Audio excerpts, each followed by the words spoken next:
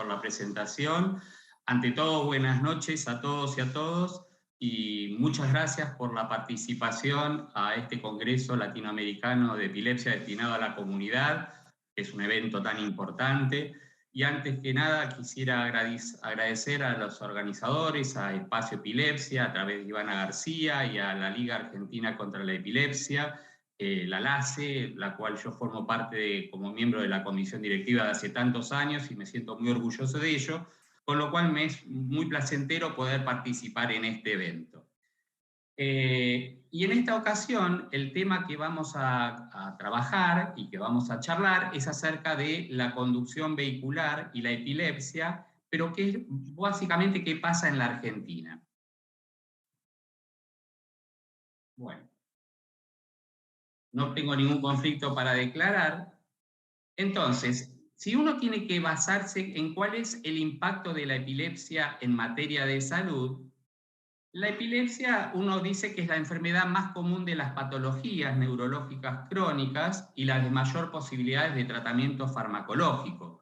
Tiene un muy buen pronóstico en el 70% de los casos cuando el tratamiento es adecuado, cuando el fármaco es el adecuado, presenta una mortalidad superior a la población general y representa un costo considerable tanto para el paciente, para la familia y para la sociedad. Y es justamente en este aspecto, en el aspecto social, que nosotros nos vamos a parar. ¿Por qué? Porque desde el punto de vista social, la conducción vehicular es un aspecto muy importante en la sociedad, ya que influye en la calidad de vida de las personas, teniendo un impacto sobre la esfera laboral y social de las personas.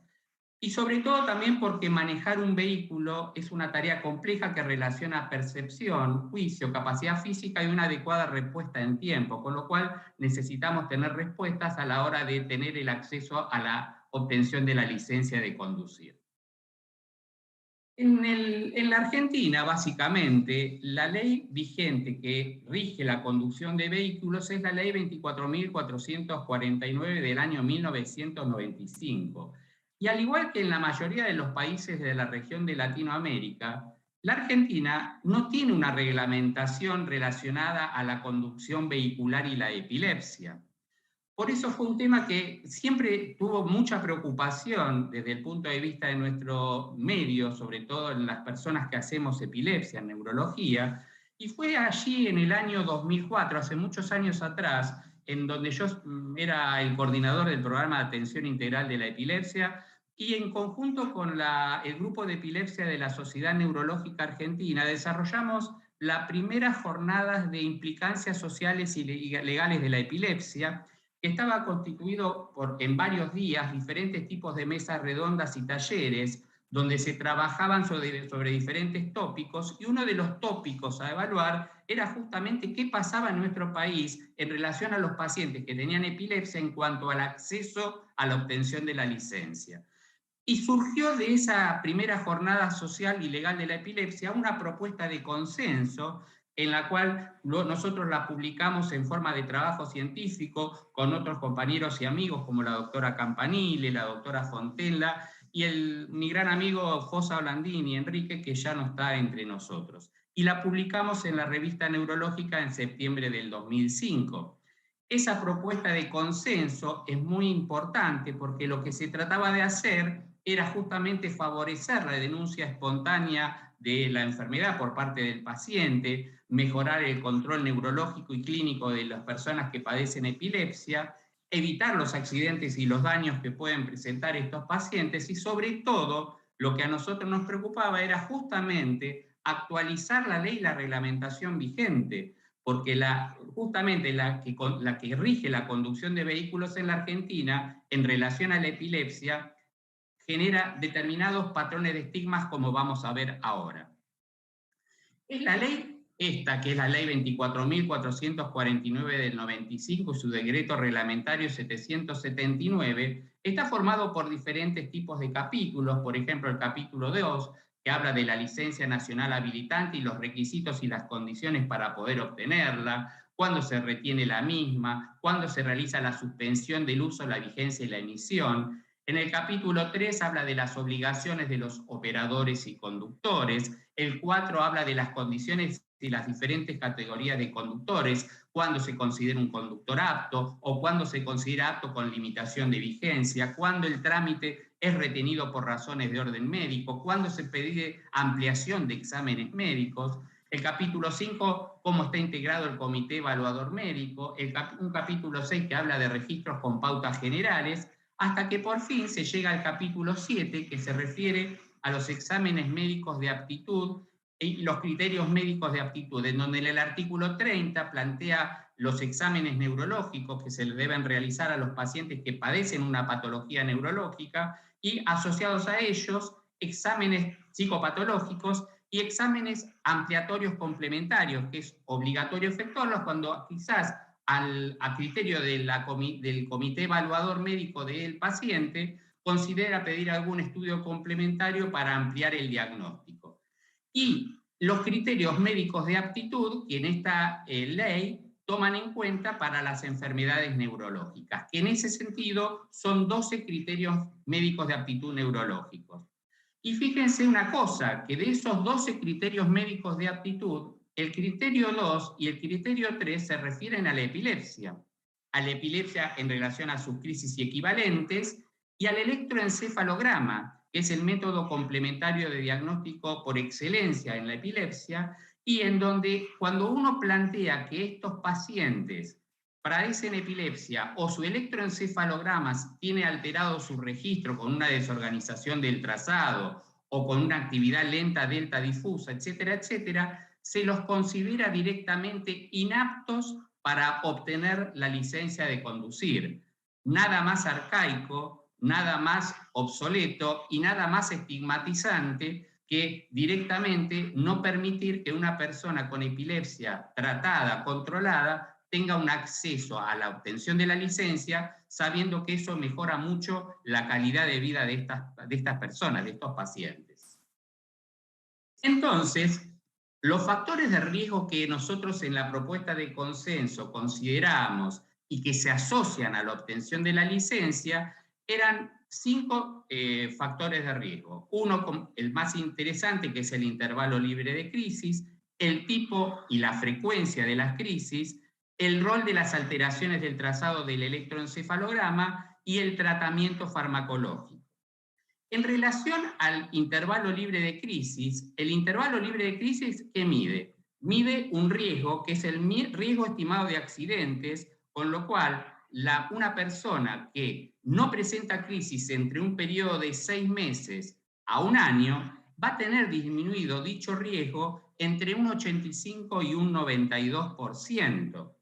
Y fíjense que este intervalo libre de crisis es utilizado no solamente como parámetro nosotros en la Argentina a nivel de la propuesta, sino que se utiliza en los países de la región, en Estados Unidos, en Canadá e inclusive en la Unión Europea. Hace muchos años atrás, el intervalo de libre de crisis que se consideraba era de 2 años, pero era un periodo muy rígido, y se tendría generalmente a que dicho intervalo sea un poco más flexible, que sea menor de 2 años, porque de esa manera uno preconiza y facilita que el paciente pueda denunciar la enfermedad sin ningún temor a saber que si el periodo es mucho mayor, quizás se le obstruye la posibilidad de obtener una licencia.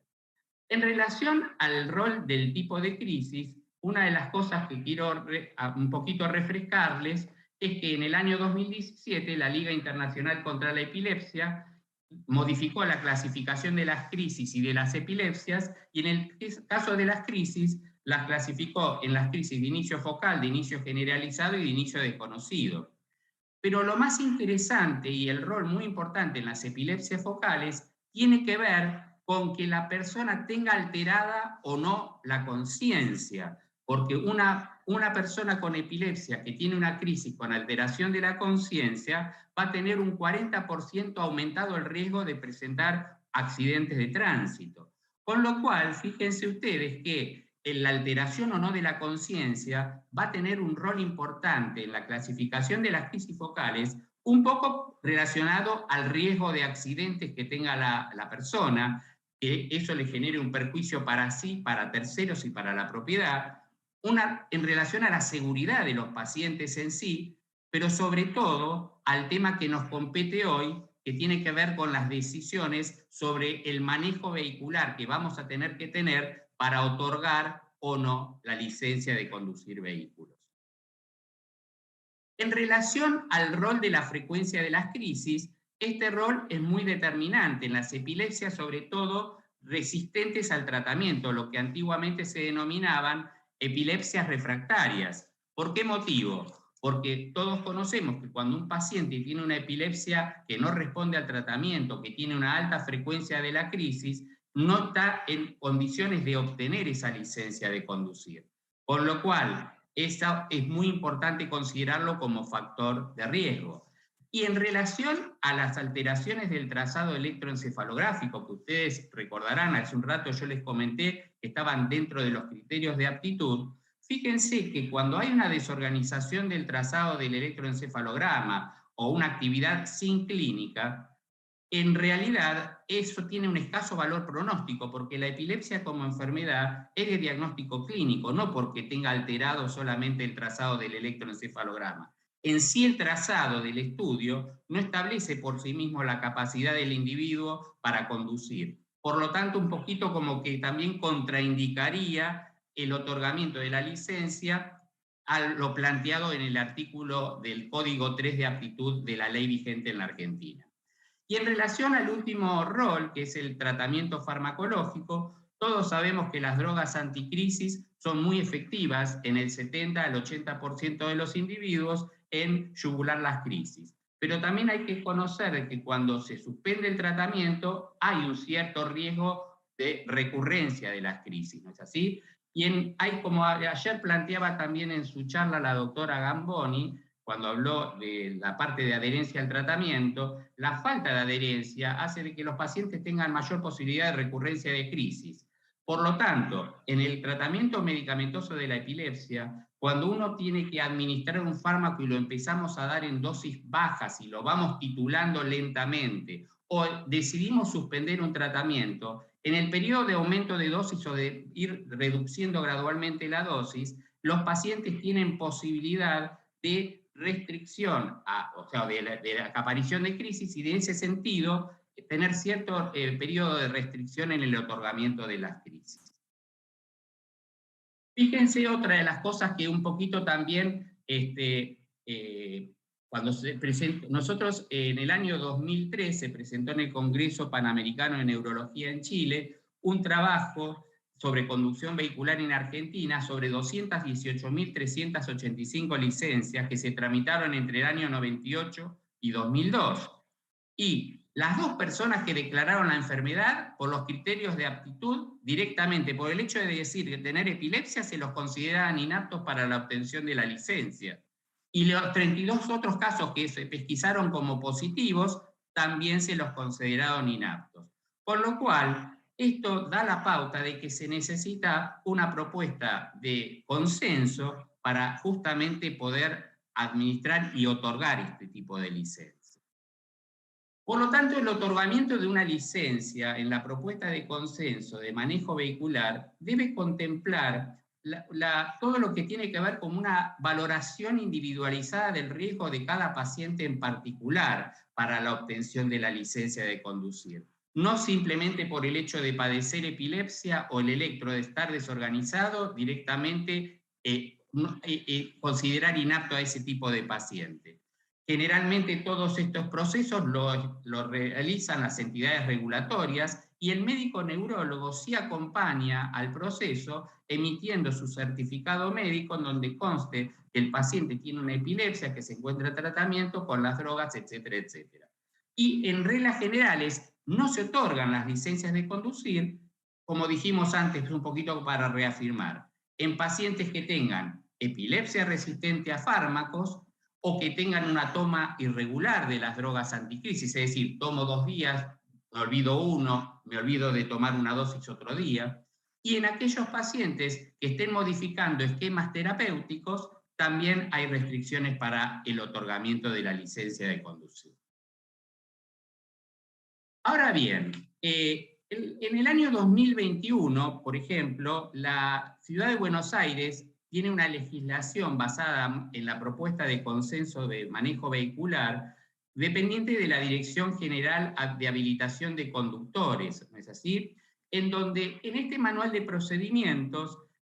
plantean lo siguiente. Por un lado, la evaluación de aptitud psicofísica, además del examen psicofísico, en donde se realiza un examen visual, auditivo, psicológico y médico, el paciente que padece epilepsia debe venir munido con una constancia expedida por su neurólogo que puede o no ser especialista en epilepsia, con un formulario ya preimpreso en donde figuran determinados tipos de datos, como por ejemplo los datos filiatorios, el tipo de patología que tiene el paciente, la medicación actual que está tomando, si hubo alguna modificación en las dosis o de medicación en los últimos 6 meses del tratamiento, si presentó alguna reacción adversa a los medicamentos que el paciente está tomando, si presentó crisis con su diagnóstico específico, qué tipo de crisis presenta el paciente, el tiempo de evolución y la fecha de la última crisis. Justamente por estos datos es que ahora vamos a ver cuál es la normativa vigente que la Ciudad de Buenos Aires toma en cuenta para otorgarle al paciente que padece epilepsia una licencia de conducir. Por supuesto Doctor, que sí. perdón, faltan 10 minutos. Sí, ya termino. El certificado debe estar munido de la firma de su médico neurólogo con la fecha correspondiente. Y la normativa en la Ciudad de Buenos Aires, tanto para la extensión de las licencias particulares como profesionales, es la siguiente. Un paciente que tenga epilepsia resistente al tratamiento, antiguamente llamada refractaria, no va a ser apto ni para obtener la licencia particular ni profesional. Ahora bien, si el paciente se encuentra con un periodo libre de crisis menor a 1 año, sin cambios en la medicación o dosis en los últimos 6 meses, tampoco es considerado apto para obtener la licencia particular o profesional. Ahora bien, si el periodo libre de crisis es mayor a 1 año y no ha sufrido cambios de la medicación en los últimos 6 meses, va a tener aptitud para obtener la licencia particular por un periodo de 6 meses y no apto para las profesionales. Cuando el periodo libre de crisis es de 3 a 5 años, ya el periodo de aptitud para obtener la licencia particular va a ser por 1 año en las particulares y de 6 meses en las profesionales, y cuando es más de 5 años libre de crisis y sin cambios de medicación y dosis en los últimos 6 meses, va a ser apto para obtener la licencia particular 1 año, la mismo que la profesional. Por supuesto, siempre con tener asentado cuando hace el trámite la presencia de su certificado médico correspondiente. El resultado que sale, que el paciente tenga el trámite aprobado y se le extienda la licencia, o que pueda tener una retención, una suspensión o inhabilitación de la misma, un trámite de reconsideración o retención de la licencia, que a través de la página web del Gobierno de la Ciudad de Buenos Aires, ya sea o para un reotorgamiento, para una ampliación de estudios, para una renovación, o en el caso de una inhabilitación luego de los 6 meses de transcurrida la misma, pedir el trámite de reconsideración para ver si le otorgan o no la licencia de conducir. Con lo cual, entonces, ¿cuáles serían las conclusiones? Nosotros debemos favorecer la denuncia espontánea de la enfermedad por parte del paciente. Eso tiene que ver mucho con la flexibilización en el intervalo libre de crisis, como les dije anteriormente, mejorar el control clínico neurológico de los individuos con epilepsia, evitar los accidentes y daños del paciente a terceros y a la propiedad. No está bueno suspender el tratamiento por cuenta del paciente de las drogas anticrisis. Sí, también es muy importante, conocer por parte de los pacientes cuáles son las reacciones adversas medicamentosas de las drogas anticrisis y, por supuesto, evitar conducir cuando se está realizando un cambio de dosis o cambio de medicación. Pienso que, por lo tanto, yo, para dar finalizada la charla, el otorgamiento de la licencia de conducir a una persona con epilepsia no debe ser un impedimento como plantea la ley actual de conducción en la Argentina y constituye un proceso justo quizás y no discriminatorio.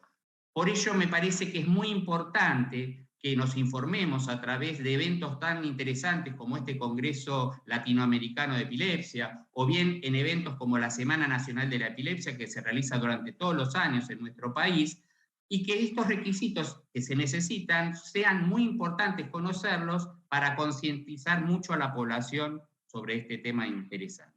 ¿Mm? Muchas gracias por la atención. Doctor, muchísimas gracias por tocar este tema tan importante y que de cierta forma, como usted lo comentó también, llega a ser estigmatizado por desconocimiento y tanto de los pacientes como de los demás profesionales. Muchísimas Seguramente. gracias. Quisiera pedirle si tiene alguna, bueno, aquí nos deja su correo, ahí lo Sí, podemos acá tenemos contactar. el correo, cualquier duda que tienen, el correo es rbernater@fundacionfavaloro.org ante cualquier duda. Ok, y